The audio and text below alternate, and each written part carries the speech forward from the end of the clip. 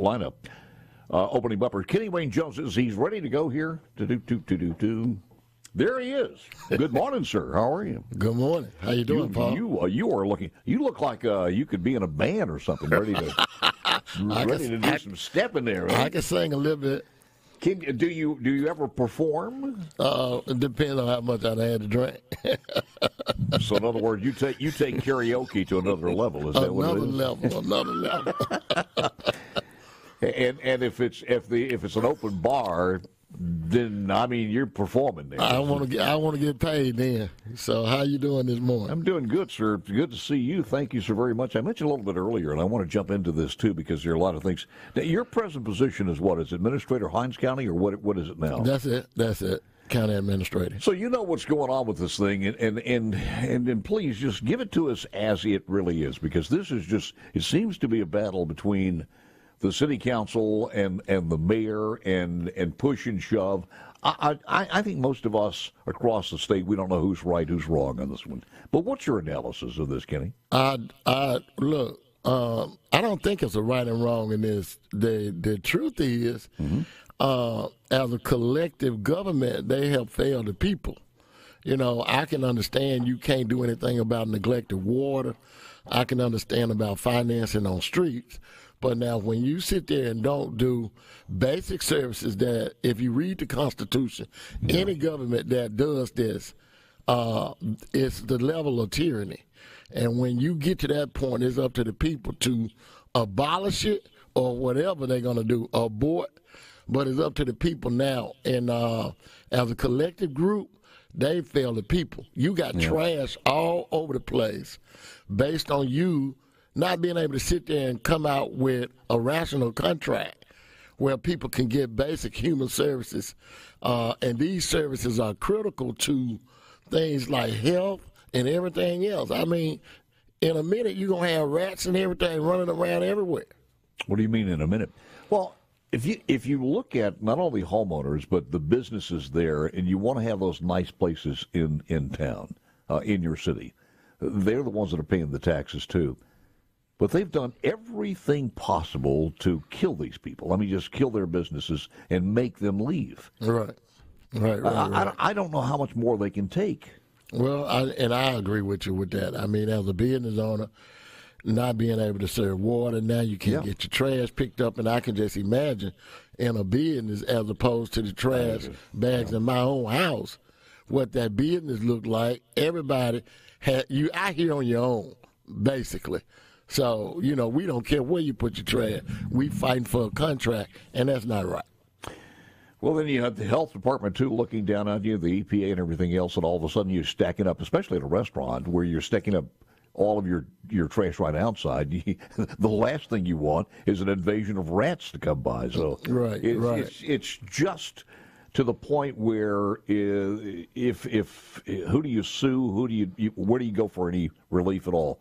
These are the people that were voted in, though. Right. And voters, Kenny, have the ultimate. I mean, it rests on their desk too. Sometimes that these are the people that put them in there. Hey, like I said, your government belongs to the people. Now, we've never, I've heard people start to talk about how do you address the issue. Yeah. Everybody is upset, and it's almost like without the proper knowledge, they're being held hostage. And that's when I say your government has failed you, and you just got to look at it for what it is. Well put. I will disagree with you on one thing, though. I would say when you talk about water lines and sewer underground, we understand that's been a long-term problem. But regardless, when you are at that mayor's desk of city council, you take, no matter how long it's been going on, you take some attention, or you take priority number one to solve it any way you possibly can, or at least to begin to address it. Well, I understand. And there was monies that weren't directed that way. There were a lot of times when they should have made that a priority that they did not, because it was one of those things you can't see it, don't worry about it. Yeah, and I mean they had ample enough time to work with it, but it's not a slow. It's a slow fix. It compiles to the point where no matter what you did, it wasn't going to be enough. So. Yeah, but garbage is above ground. You can see it. You can see it. And rats across Mississippi saying, hey, man, let's go to Jackson because they got it going on over there. I told them if it goes, this is going into the week 3, Woodall Mountain is the highest point of Mississippi up in Tishomingo County, but we might be beating that. And that's not an easy thing to say, but I mean, it's just garbage strikes and garbage collections have not been a good point in some of our cities in this country. Memphis, Tennessee is one of them, as you well know. No. I think the constituency has reached out to the Hinds County Board of Supervisors because they've been diligent on trying to find solutions to this. And I think when we get to board meeting this morning, there are going to be a few agenda items that try to address it. There have been ideas thrown around. I know for a fact I filed a petition to get Lynn Fitch, Misty, to give us some kind of determination on what actions that we can take from a board with an emergency declaration. So we'll find that out this morning, and I know that Supervisor Calhoun called me yesterday. Mm-hmm. And said that they wanted to make sure there was the emergency declaration and that they wanted to put everything on the agenda for this morning.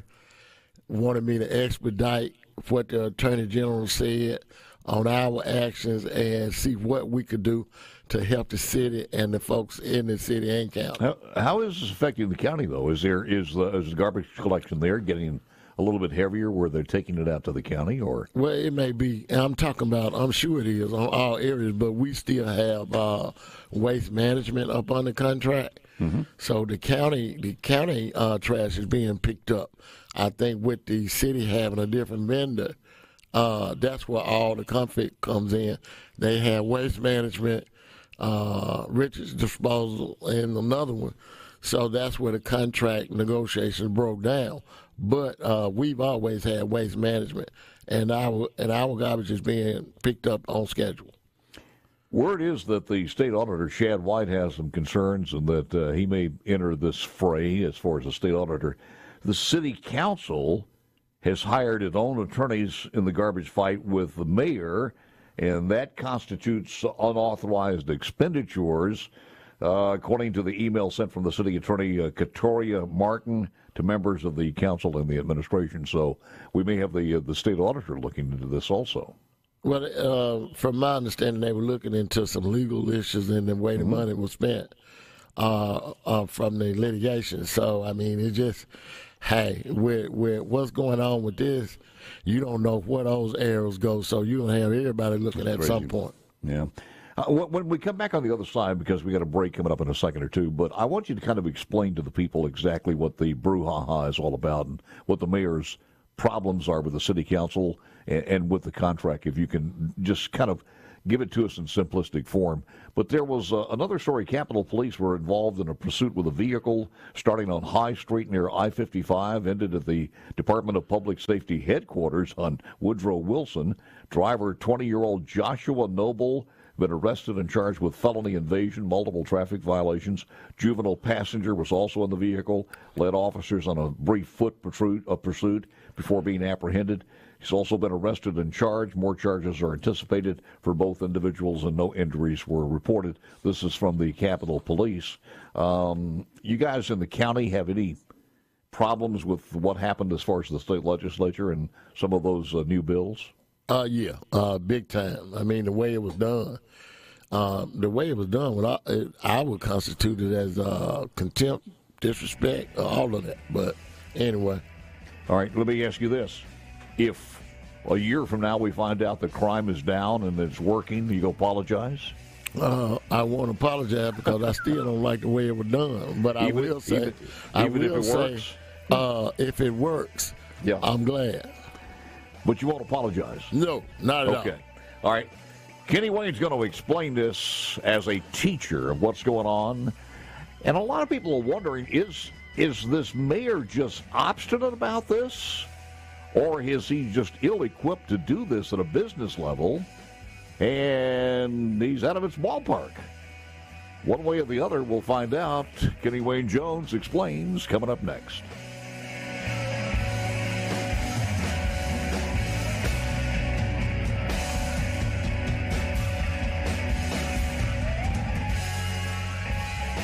Already live. One of our opening quick shots making national news this morning, Kenny Wayne. Here goes. Police in Mississippi said an officer made a surprising discovery in a Taco Bell quesadilla during a traffic stop. Officers stopped a vehicle for a traffic violation about 12:38 in the afternoon on Friday in Picayune, Mississippi. Police said the traffic stop, the passenger had a handgun inside a folded quesadilla in a Taco Bell bag. During the search of the vehicle, officers allegedly found a distribution amount of methamphetamine, liquid heroin, and drug paraphernalia. The passenger, identified as Devin Mitchell, was taken into custody, charged with firearm, controlled substance, physical evidence, weapon by felon, and screwing up a perfectly good Taco Bell. They call those Speedy Gonzales. Is that what it is? Speedy Gonzales. Taco Bell needs to start something. I'd put a two-shot taco special together and extra slug of, pico de gallo. So there you go. All right, now explain this thing to me exactly. What for people who want to know what's the crux of the problem in between the city council and the mayor? Okay, well, the original complaint was that waste management was not treating. They were getting so many complaints that waste management was not treating their employees right, and it was a whole lot of complaints coming to the city of Jackson, which led them to start looking at alternative vendors that were going to pick up the trash. Only thing about it, when they got to the table, waste management still had support. So when waste management still has support and you got 7 council members and a mayor there, the whole thing has been based on the numbers. And I mean, it's no different than any other politics. It's based on the numbers. You got 3 that want, 3 don't want, and it's just sitting there until somebody change their vote, or that they sit there and negotiate a legitimate contract where everybody can be happy with it. So that's where we are. Does the mayor have a chance to override that if it's a majority of votes? Can he override that? I doubt it very seriously because if you get into the Robert Rules of Order and all that right there, that's why they're going to court to see the functionality of what's going on from sitting there at the table on what they can do and what their executive powers are or not. All right. So you're administrator of Hinds County, of the Hinds County operation there. When you start and you look at this, is it true that if they cut a new deal today, it's got to be what? How long does it take before that becomes active? Well, no. Now court proceedings may take a little longer, but if they forget about the court proceedings. Just if they decided to do a deal today. If they do a deal today, though, they start picking up trash today. I got you. Because I mean, this is an emergency. Paul, it's deemed an emergency not only with the city, it's deemed an emergency with the county already. We will comply with that this morning. And my question would be, where's the state going to be in this? What do you mean, where's the state going to be? Why would the state have anything to do with this? The same reason you got something to do with CCID. Now, you said we had a crime problem. You stepped in as the state then. Now you got garbage everywhere. Can't you use the same concept?